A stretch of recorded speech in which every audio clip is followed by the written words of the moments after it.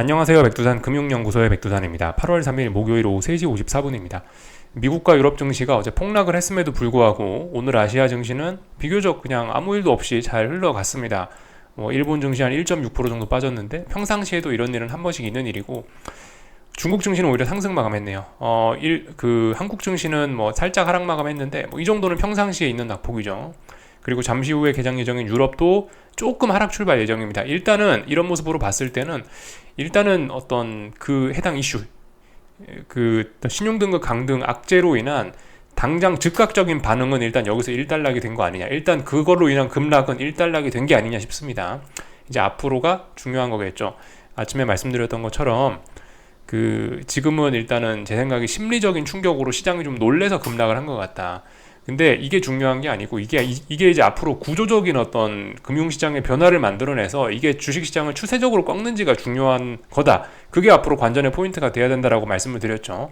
이제 우리는 그런 부분을 차분하게 지켜보면 되는 겁니다. 근데 이게 하루 만에 결정이 나는 게 아니다. 계속해서 좀 오랜 시간을 걸려서 검증을 해봐야 된다라는 거죠. 그런 말씀 드리고 있고, 참고로 지금 이렇게 빠지고 있는 거는 사실 어떻게 따져보면은 지난주인가 지지난주인가 있었던 FOMC 회의 이런 거에 영향이 지금에서야 나타나는 것일 수도 있습니다. 그죠? 그건 아니다라고 이야기하지 못하는 거예요. 그래서 그런 점들도 생각을 해봐야 된다. 그리고 지금 기업들의 실적이 계속해서 좋게 발표되고 있는데도 불구하고 시장은 어쨌든 이런저런 핑계를 대고 하락을 하는 거예요. 이것도 굉장히 독특한 면이라고 생각을 할 필요가 있겠습니다.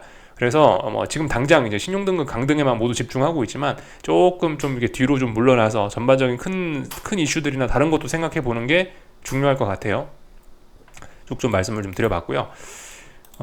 네, 그죠? 오늘 특별한 일 없었고, 중국은 오늘 PMI가 발표가 됐는데, 서비스 PMI가 나왔는데 예상치를 훨씬 상회했습니다. PMI가 54가 넘게 나왔어요. 그래서 중국 증시는 일단 오른 것 같다 싶습니다. 그럼에도 불구하고 오른 것 같다. 이 정도 일단 말씀을 드릴 수 있을 것 같고, 네, 좀 잡다한 이야기 좀 하긴 하겠습니다. 하여튼 계속해서 말씀드리지만 가장 중요한 건 뭐예요? 돈을 지키는 겁니다. 돈 까먹으면 안 돼요. 까먹으면 안 되기 때문에 손해는 빨리빨리 어떻게든 좀 아니다 싶으면 그냥 바로바로 잘라버리는 게 중요한 것 같고, 수익은 어떻게 해야 되나? 길게 최대한 길게 일단 플러스 들어왔다 그러면 일단 안 팔고 계속 개기는 좀 그런 게 좀 중요할 것 같아요. 일단은 그죠? 손해는 짧게 수익은 길게, 그게 일단 기본적인 원칙이 돼야 될 것 같고, 그 다음으로 좀 중요한 거 말씀드릴 게 있다면은 좀 심리적으로 차분한 거, 좋은 습관 기르기가 좀 중요하다, 이런 이야기를 좀 다시 한번 좀 강조 말씀드리고 싶습니다. 시장이 워낙 변동성이 크다 보니까 다들 굉장히 마인드가 투기적으로 변해가지고 하루 오르면은 막 세상이 엄청나게 잘 나갈 것 같고, 하루 급락하면은 나까지 우울해지고 막 그러잖아요. 그죠? 그러면 안 된다라는 겁니다. 그게 좋은 투자 습관이 아니죠. 그죠? 그게 좋은 투자 마인드가 아니란 말이에요. 우리는 오늘 주식 이번에 한 건 하고 이제 평생 주식 안 할 게 아니잖아요. 사실 다들 마라톤처럼 평생 주식 하실 거 아닙니까? 얼마나 재밌는 취미입니까? 사실 이거 좀 피곤하긴 합니다만, 스트레스 받고 그래도 나름 재밌는 게 있잖아요.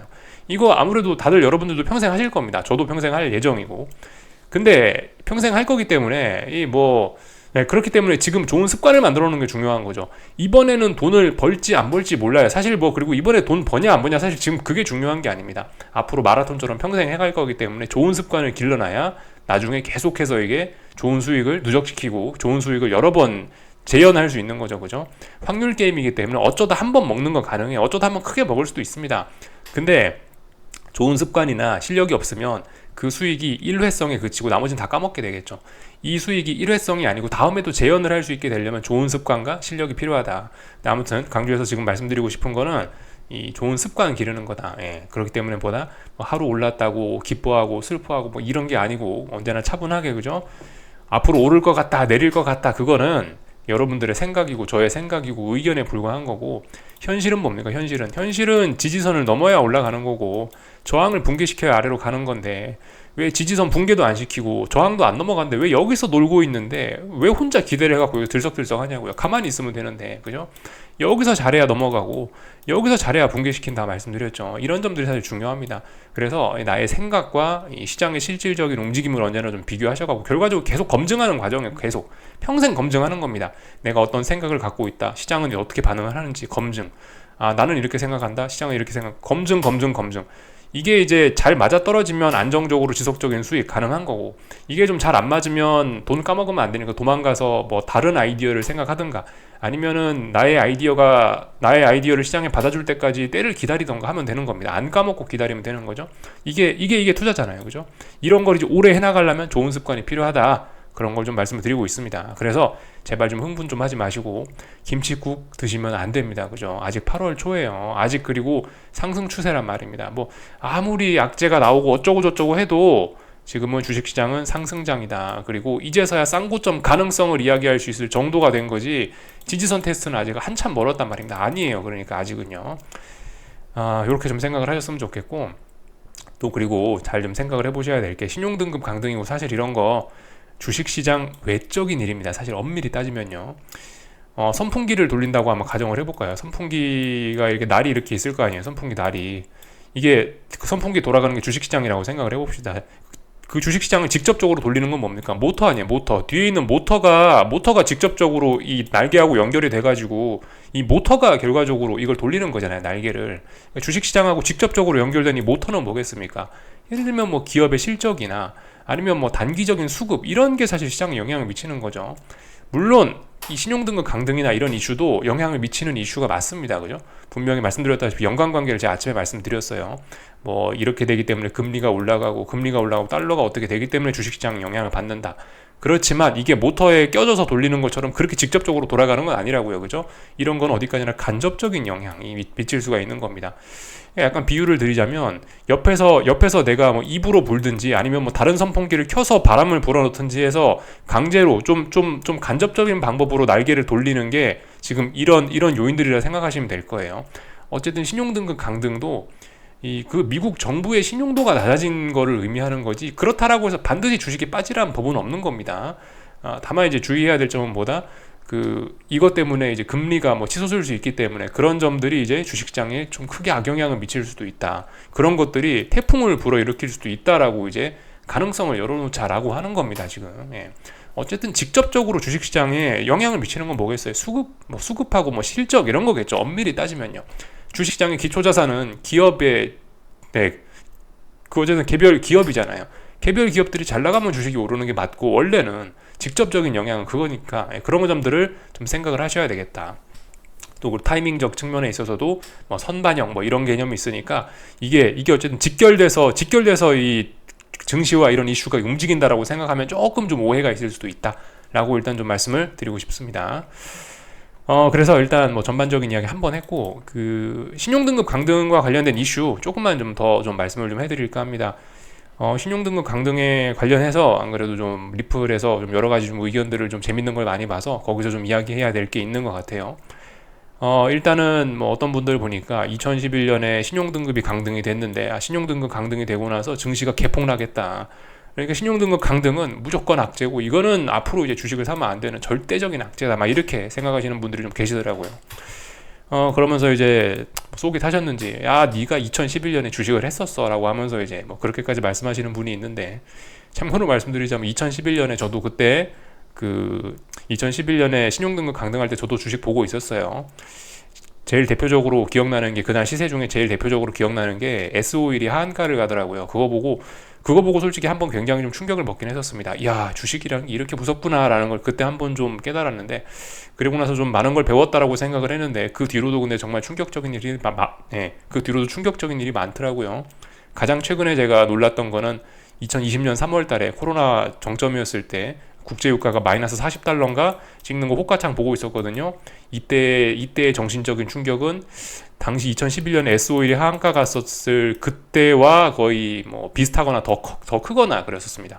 하여튼 이런 거에서 드리고 싶은 이야기는, 우리의 뒤통수를 치는 엄청난 시세는 하여튼 뭐 상상도 할 수 없이 크게, 또 그리고 가끔 이렇게 뭐 일어날 수도 있다라는 거, 한계는 없다, 이렇게 좀 생각을 하셨으면 좋겠어요. 이야기가 좀 샜는데 2011년의 이야기를 뭐 조금 좀 해볼까 합니다. 2011년에 이제 무슨 일이 있었냐, 구체적으로 신용등급 강등된 거 맞습니다, 그죠? 좀 하나씩 좀 살펴볼까요? 이거는 이제 미국의 신용등급 이제 데이터입니다. 신용등급 데이터인데, 여기 보시면은 무슨 일이 있었냐, 쭉쭉 이 아래에서부터 보시면 되는데요. 2011년 4월 달쯤부터 해갖고 S&P에서 슬슬슬 미국에 대한 미국 신용등급에 대한 전망을 부정적이다 이런 식으로 내놓고요. 그러다가 이제 미리 신호를 충분히 주고 나서 2011년 8월 5일에 결과적으로 신용등급을 강등했습니다. 강등을 했죠. 네.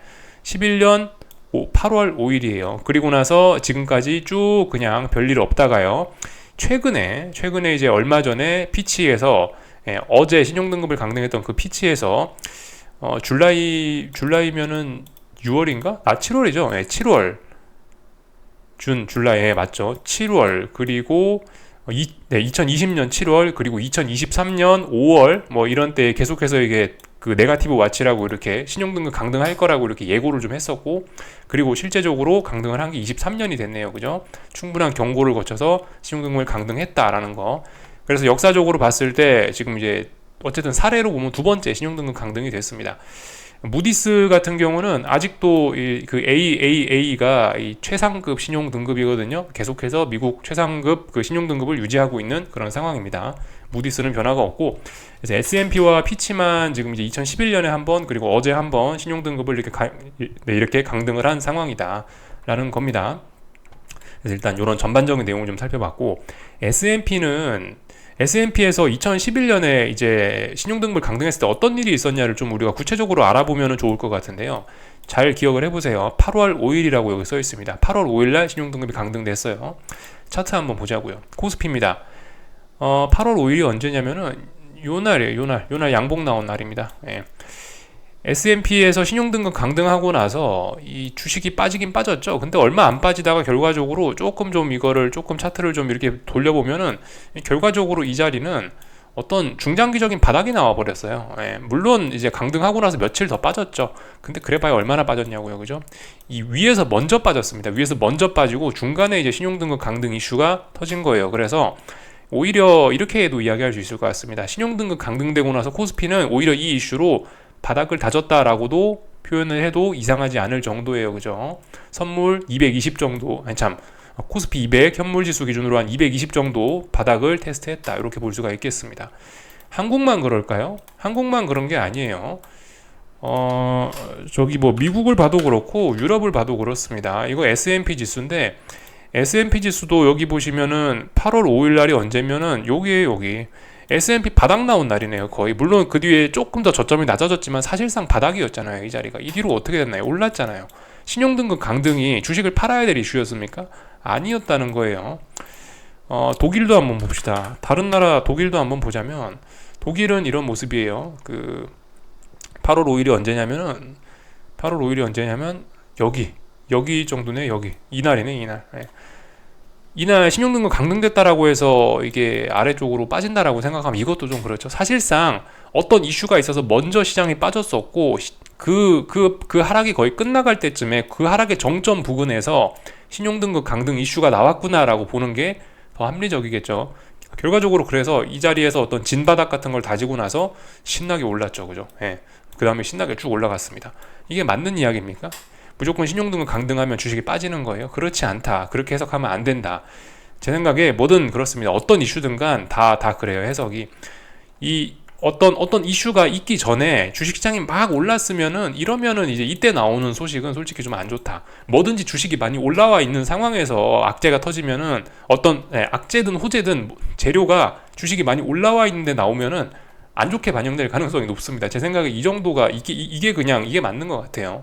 또 그리고 주식이 너무 많이 빠져 있다. 그러면 신용등급이 강등되든 뭐가 망하든 간에 상관없어요. 그러면 올라가는 겁니다. 이게 약간 투기성이 좀 짙기 때문에, 뭐 물론 다 그런 건 아닌데 이렇게 움직이는 경우가 좀 많긴 해요. 정말 심각한 이슈가 아니면은 여기서 많이 올라왔는데 호재가 나왔다고 더 폭등하고, 많이 빠져있는데도 불구하고 또 폭락하는 일은 솔직히 잘 일어나지는 않습니다.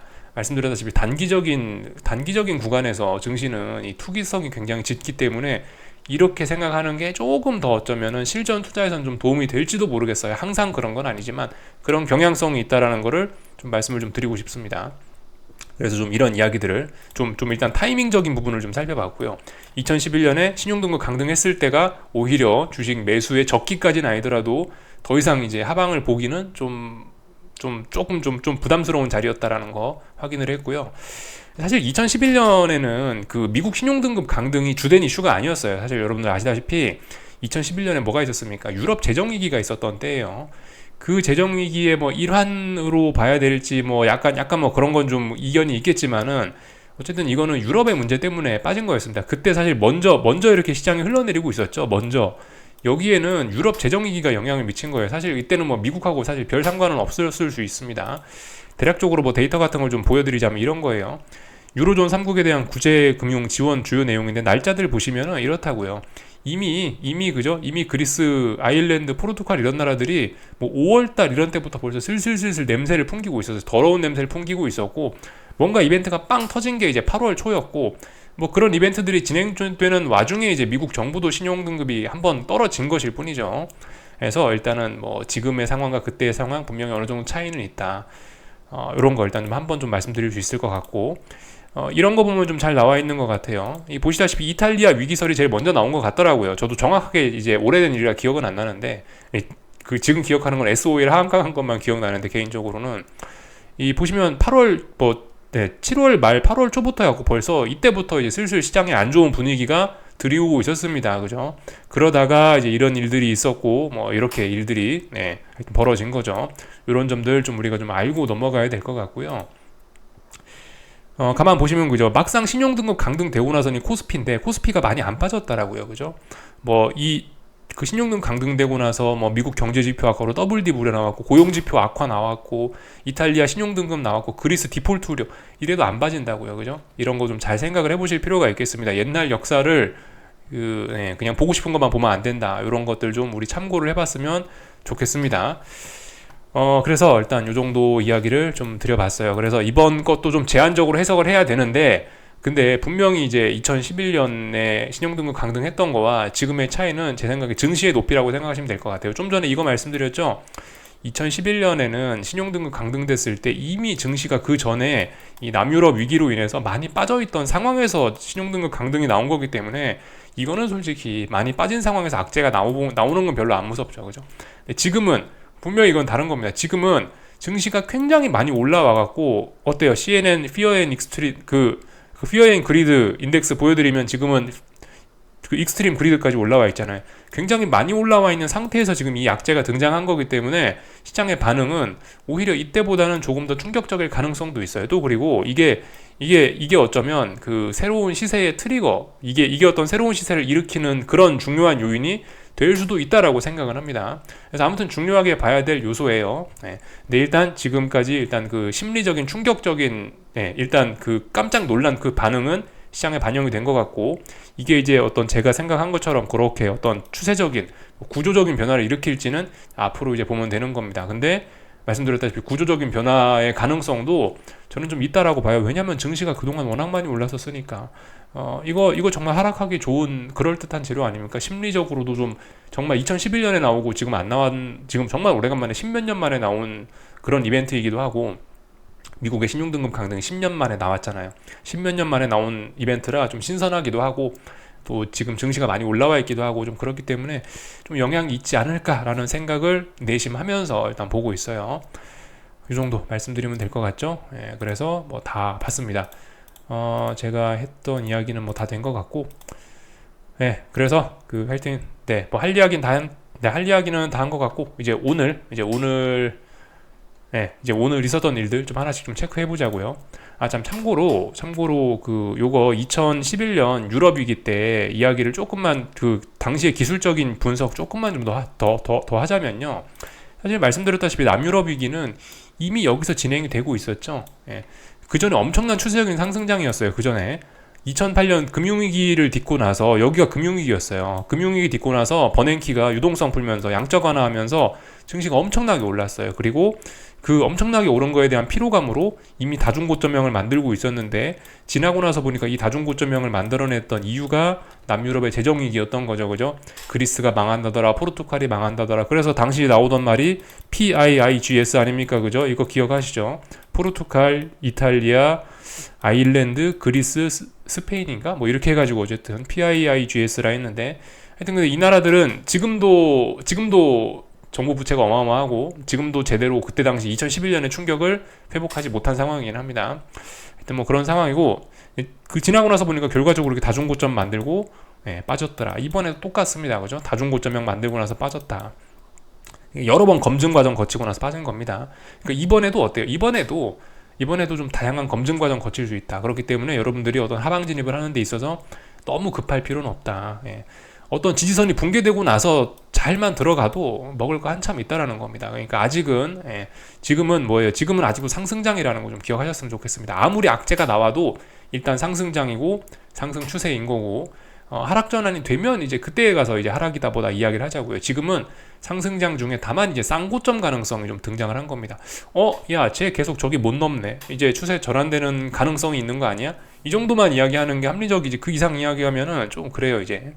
자, 여기까지만 하고 이제 오늘 있었던 일들 좀 쫙 살펴보고 마치겠습니다. 중국 증시 잠깐 좀 먼저 보자면은 중국 이거 워낙 오래전의 일이니까 일단 좀 차트를 좀 다시 켜서 중국 증시부터 좀 잠깐 좀 보자면은 중국 증시는 오늘 어제 급락한 거 다 되돌렸죠, 그죠? 이런 거를 보면은 일단 아직까지는 그냥 깜짝 이슈 정도로 좀 취급하는 게 아닌가 싶긴 합니다. 사실 오늘 중국 증시가 이렇게 오를 만한 이유는 없었다라고 생각하는데 말씀드렸다시피 서비스업 그 PMI가 좋았다.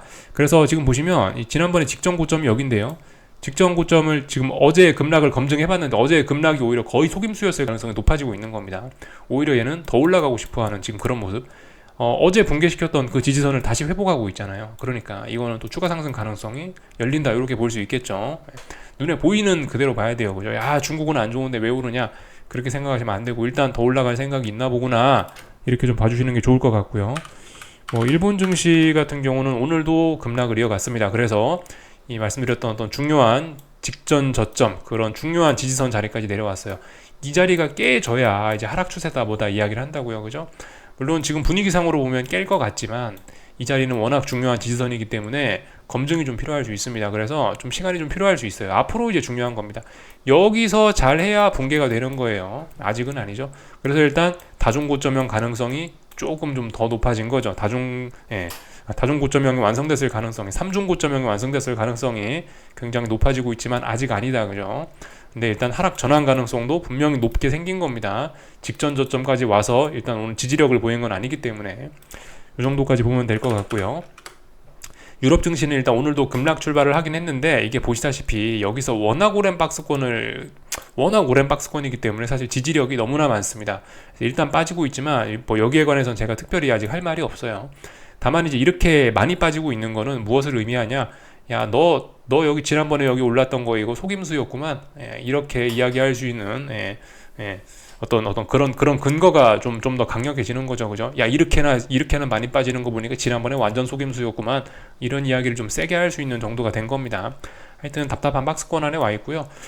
이 결과적으로 아래를 붕괴시켜야 되는 거기 때문에, 그죠? 얘도 아직 하락 추세 이런 이야기 하기는 좀 뭐합니다. 여기서 또 저점 높이면서 이렇게 또 올라갈 수도 있는 거예요, 그죠? 이렇게 또 상승 추세 만들어질 수도 있어요. 그러니까 아래를 붕괴시키기 전까지는 이거는 아직 뭐라 할 말이 없는 겁니다. 그러니까 지금 상황에서 솔직히 아직도 상승장이기 때문에 차라리 어딘가 아래를 확실히 붕괴시키는 강력한 매도세 나오는 걸 보면 이제 그러면 하방 진입을 하시든가 해야지. 이게 지금 음봉 나오는 거 추격을 하면 개인적으로 좀 어려움을 좀 많이 겪을 수 있을 거라고 생각을 하고 있습니다. 여기까지 봤고요. 오늘 장중에는 계속해서 달러 강세가 나타났네요. 보니까 달러 강세 나타나고 있고 대신에 다른 나라 환율들은 장중에는 일단 좀 멈춰 있었던 것 같은 그런 모습입니다. 어제 우리 환율이 급등했죠. 어제 우리나라 환율이 급등했으니까 오늘은 그냥 차분하게 대신에 여전히 계속 더 올라가겠다라는 그런 매수세는 확인을 했습니다. 다만 이제 어제 너무 많이 급등했기 때문에 상승세는 좀 둔화됐지만 더 올라가고 싶어하는 생각이 있다. 이렇게 일단 보면 될 것 같고요. 다른 나라 통화들도 대부분 그냥 이제 전일 상승을 검증하는 그런 모습들 좀 보인 것 같아요. 일본 엔화도 보시다시피 그냥 제자리 지키고 있고 워낙 무거운 어떤 저항을 앞두고 있기 때문에 좀 상승이 둔화된 것도 있고 그렇습니다. 오늘 대부분 아시아권 통화들은 전일 급등에 대한 피로감으로 조용히 특별한 일 없이 그냥 마감했다. 이렇게 볼 수가 있겠습니다. 전반적인 내용들 쭉 다 봤고요. 한국 증시 보자면은 오늘 한국 증시는 사실 좀 생각보다 많이 약했어요. 좀 약간 좀 놀래긴 했습니다. 제 생각에 오늘 코스피가 약했던 거는 코스닥이 돈을 빨아먹었기 때문에 그런 것 같아요. 순환매가 돌았다. 물론 이런 거를 순환매라고 하긴 좀 지금 껄끄러워졌죠. 분위기가 좋은 상태에서 종목별로 돌아가면서 매수세가 들어가는 게 그게 순환매지. 지금은 좀 순환매라고 보기까지는 조금 좀 그럴 것 같고, 하여튼 일단 그 코스닥이 좀 돈을 빨아먹어서 코스피가 서운했던 것도 있고 뭐 그렇습니다. 그래서 코스피는 돈을 빨렸는데요. 그래서 오늘 생각보다 약한 모습 보였다. 그러니까 그만큼 좀 약하다는 걸 일단 우리가 알 수가 있었고, 못 샀더라, 뭐 하방진이 못했더라도 어쩔 수 없죠. 뭐 기다리는 수밖에 없습니다. 지금 그래서 오늘 뭘 했냐면은, 지난번에 말씀드렸다시피 342가 어떤 직전 저점으로서의 중요한 지지력이 있는 자리가 됐는데, 이 자리를 딛고 일어섰다가 붕괴된 지 지금 얼마 안 됐어요. 그죠? 바로 여기 직전에 342에서 지지력을 만들었기 때문에 이 지지력은 여전히 유효합니다. 이건 달아 없어진 지지력이 아니죠. 이건 여전히 눈뜨고 시퍼렇게 살아있는 지지력이고, 오늘 342 지지력을 테스트했는데 아래 꼬리가 그래도 좀 달리면서 나 그래 342는 지킬 거야 라는 일단 그런 약한 의지를 보였습니다. 강한 의지는 아니에요. 여기서 341 딛고 양봉으로 빡 올라와야 그래야 강한 매수세죠. 근데 음봉인데다가 하락 마감했으니까 일단은 좀 제법 여전히 매도세가 강하다. 다만 검증해봐야 됩니다. 342 붕괴시킬지 안 시킬지는 봐야 돼요. 342가 붕괴되면 차라리 이제 붕괴되고 나서 이제 아래쪽으로 뭐 진입을 하시든가 하는 게 더 좋을 것 같긴 합니다. 지금은 솔직히 조금 좀 애매합니다. 그렇다고 이게 엄청난 단기 낙폭 과대, 사실 뭐 그런 것까지는 아니에요. 가만 보시면 이제 보통 이제 단기 낙폭 과대다 뭐다 그런 걸 이야기할 때 그냥 제 생각엔 통상적으로 5일선과의 이격도 보면 되는데, 5일선과 1%밖에 안 떨어졌거든요. 종가 기준으로 해서. 이 좀 단기 낙폭 과대다 이런 이야기 하려면 5일선과 한 2% 정도 떨어져야죠. 예를 들면 지금 보여드리는 것처럼 7월 7일 날처럼 7월 7일 날은 5일선과 2.2%나 떨어졌다고요. 굉장히 이격이 심했죠. 단기 낙폭 과대니까 반등이 나온다. 반등했었어도 어떻게 된다? 5일선과 또 이격이 2.1% 벌어졌습니다. 그러니까 또다시 되돌린다. 지금은 1.1% 정도니까 뭐 조금 더 빠져도 이상하지는 않습니다. 근데 지지선이 있다. 342 지지력을 테스트하고 있다. 342 자리를 잘 보자. 이렇게 좀 말씀드릴 수 있을 것 같습니다. 그리고 코스닥은 올라가지고 이제는 뭐 약간 좀 애매한 그런 구간이 됐네요. 뭐 삼각 수렴형 뭐 이런 식으로 좀 말씀드릴 수 있겠습니다. 일단 좀 기다려 보시면 될 것 같죠. 중요한 저항은 여기입니다. 그죠? 중요한 저항은 1580 얼마인데, 솔직히 지금 이번에 이제 반등을 하고 있는데 여기서 1580 얼마 다시 올라오면 안 돼요. 그 하방으로 아래쪽으로 좀 원활하게 가려면은 코스닥은 여기서 그 위에 있는 이 자리를 건드리는 게 아니고 적당히 올라가다 위에는 못 건드리고 적당히 내려와야지, 그래야 맘 편하게 빠질 겁니다. 하여튼 일단 반등 올라오고 있으니까 일단 좀 기다려보면 되지 않을까. 또 적당히 보다가 이제 어느 정도 또 저항선 부분까지 올라오면은 또 뭐 거기서 한 숟가락 얹고 이런 건 가능하겠죠. 하여튼 일단 코스닥은 더 올라올 의지가 있어 보인다. 그리고 이제 잠깐 옵션도 좀 보자면요. 풋옵션들이 지금 보시면 저항에 걸렸습니다. 풋옵션들이 지난번 지지선 자리 붕괴시켰다가 아이고 지난번에 언더슈팅이었네 화드득 이제 화들짝 놀라서 다시 되돌렸고요. 이제 다시 기존의 어떤 기존에 그 몇 주 전에 만들어놨던 저항에 걸렸습니다. 이것만 봐도 알겠죠? 선물 342가 어떤 지지선이구나. 풋옵션에도 뭐가 여기 저항이 있구나. 이런 걸 우리가 알 수 있습니다. 두 개 다 똑같이 연관돼서 움직이죠. 그죠? 그래서 솔직히 지금 상황에서는 이거 바로 넘어갈 수도 있긴 있는데, 좀 어쨌든 좀 확인이 좀 더 필요하지 않을까, 조금 좀 시간이 걸리지 않을까 싶습니다. 요 정도 말씀드리면 될 것 같고, 환율 뭐 잘 올라가고 있다 말씀드렸고요. 그러니까 오늘도 수급이 좀 그래요. 오늘도 외국인이 오늘도 1조 4천억을 팔았는데, 이 외국인이 좀 이틀 사이에 지금 거의 그러면 한 4조 원, 거의 한 3조 원 가까이 선물을 매도했거든요. 개인적으로는 약간 좀 우려가 좀 되긴 합니다. 이거 이틀 만에 이렇게 다 팔아버리면 앞으로 계속 팔아야지 또 이제 증시가 빠지고 그런 거 아니에요? 이틀 만에 3조 원 팔아버리면 이제 앞으로 더 이상 팔 거 안 남은 게 아닌지, 개인적으로 좀 그런 생각도 좀 살짝 들긴 합니다. 근데 일단 중요한 거 아래쪽으로 가고 있으니까 뭐 일단 지켜보면 될 것 같고요. 나머지는 뭐 특별한 거 할 말 없는 것 같아요. 뭐 하이닉스는 강하고, 하이닉스는 아직도 막 강하다고 보면 될 것 같고, 에코프로도 아직 강하고, 그죠? 삼성전자가 약하네요. 그죠? 삼성전자가 좀 문제입니다. 삼성전자 들고 계신 분들은 명확하게 이건 도망가야 되겠죠. 이제 주식 들고 계신 분들은요. 하여튼 다중고점형 가능성이 있는 거고, 오늘 직전 고점으로서의 의미 있는 자리를 장대 음봉으로 확실히 붕괴시켰으니까 그죠? 이런 거는 의미가 있다. 이런 건 레벨 다운으로서의 의미가 있다. 지난번엔 아래 꼬리 달고 올라왔으니까 이런 거는 좀 이런 건 의미가 없을지 몰라도, 오늘 드디어 몸통으로 이 69,500원, 400원을 깼기 때문에 이건 좀 의미가 있어 보입니다. 레벨 다운으로서의 의미, 또 그리고 하락 추세 강화로서의 의미가 있습니다. 그래서 여기까지 보면은 될 것 같습니다. 거기에 맞춰서 대응을 해야 되겠죠. 요까지 하면 다 된 것 같고요. 그 유럽 증시는 조금 전에 봤죠, 그죠? 예, 유럽 증시는 빠지고 있는데 뭐 워낙 답답한 구간 안에 있어서 솔직히 뭐 이런 거 뭐 어떻게 될지 뭐 이런 건 잘 알 수가 없고, 미국 증시 같은 경우는 오늘 뭐 해야 될까요? 아, 생각보다 좀 빨리 테스트를 하고 있네요. 오늘 지지선을요. 그 중요한 자리 여기입니다. 그죠? 그 15,000 아침에 말씀드렸죠. 15,370 지지력 테스트 이거 잘 해야지 아래쪽으로 붕괴가 될 수 있다고요. 근데 개인적인 생각은 좀 그래요. 이게 지금 오후 4시 반밖에 안 됐거든요. 미국 증시 개장은 다음 10시 반인데 너무 시작부터 힘 빼는 것 같다는 생각이 듭니다. 더군다나 생각하셔야 되는 게 오늘 미국 증시 마감하고 나서 애플하고 아마존 실적 발표되거든요. 그렇기 때문에 좀 실적 발표 앞두고 좀 지나치게 좀 많이 빠지는 거 아닌가 싶기도 합니다. 제 생각에 이 15,370이란 나스닥 저 자리는요, 이렇게 쉽게 깰 자리는 아니라고 생각을 합니다. 그래서 하여튼 좀 지금부터 힘 빼고 있는 게 일단 약간 좀 수상해 보이긴 한다. 15,370은 굉장히 중요한 지지선이다. 그리고 그 지지선에 지금 분봉상으로만 봐도 지금 처음으로, 분봉으로 보든 일봉으로 보든 지금 이 자리에 지금 처음으로 지금 도달하고 있는 거기 때문에 상당한 반발이 올라올 수도 있다. 이런 거를 좀 생각을 했으면 좋겠어요. 만약에 이제 여기서 오늘 반등 안 하고 계속 더 빠지잖아요. 그럼 개인적으로는 약간 좀 단기 언더슈팅 이런 이야기를 할 수 있지 않을까 싶습니다. 왜냐하면 워낙 중요한 지지선인데 이게 이렇게 한 번에 깰 자리라고는 생각하지는 않거든요, 개인적으로. 그렇기 때문에 이 자리를 만약 오늘 한 번에 개파락으로 깨고 내려간다 그러면 좀 단기 언더슈팅일 가능성이 있을 것 같습니다. 그래서 오늘 저녁에는 지지선을 앞두고 있기 때문에 나스닥이나 미국 증시는 좀 반등해 주는 게 맞지 않겠냐라는 생각이 좀 들긴 해요. 하여튼 말씀드렸다시피 지금 검증의 구간입니다. 어제 급락을 했었고 그 급락이 진짜인지 이런 거에 대한 검증이 좀 필요한 시간이고요. 지금 그리고 변동성이 워낙 크기 때문에 장 초반에 막 0.7%, 0.4% 이렇게 움직이는 것도 자연스러운 일이죠. 이렇게 올랐다가도 이렇게 떨어졌다가도 한 번에 다 감아 올릴 수 있는 게 지금 상황입니다. 그렇기 때문에 언제나 좀 주의를 하셔야 되겠고, 하여튼 나스닥이 지지선을 만났다. 이거는 의미 있는 신호일 수 있다. 이렇게 좀 볼 수 있겠습니다. 지지선을 만났어요. 요거 좀 잘 보시면 되겠고, 그리고 뭐 강조 말씀드리다시피 그 지금 저기 금리 잘 봐야 됩니다. 금리가 계속해서 오르면 근데 주식도 계속해서 빠질 수밖에 없다라고 봐요. 지지선이고 뭐고 일단 금리 계속해서 잘 봐야 됩니다. 근데 지금 일단 10년물 국채 금리 이 선물 지수로 봤을 때는 그죠, 이거 선물 지수로 봐도 네, 그렇긴 하네요.